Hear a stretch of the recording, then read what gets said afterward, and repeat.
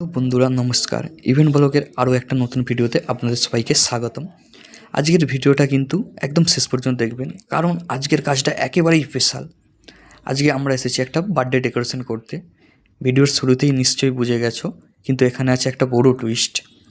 আজকে একজনের না, একসাথে তিনজনের জন্মদিন। ভাবতে পারছো, একই বাড়িতে দাদু ঠাকুমা আর তাদের আদরের নাতি, তিনজনের জন্মদিন একদিনে।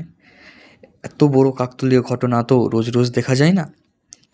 এইদিকে আমরা আমাদের ডেকোরেশনের কাজ অনেকটা এগিয়ে নিয়ে গেছি, কিন্তু ভাববেন না কাজ শেষ, আসল মজা তো এখনও বাকি।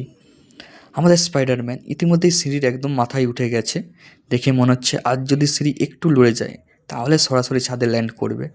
আর এইদিকে আরেক ভাই ছোট্ট বাচ্চাটার মাথার উপর বেলুন লাগাচ্ছে। আমি বললাম, এই ভাই, ওর মাথার উপর বেলুন লাগাচ্ছিস কেন?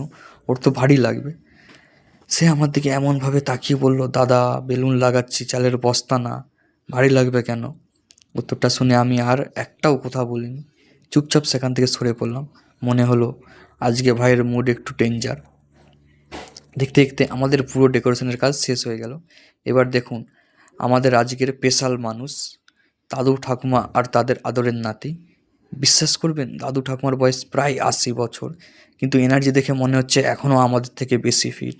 জীবনের আসল আনন্দ হয়তো এইটাই, পরিবারের সবাই একসাথে হাসছে, জন্মদিন উদযাপন করছে আর সুন্দর সুন্দর স্মৃতি তৈরি করছে।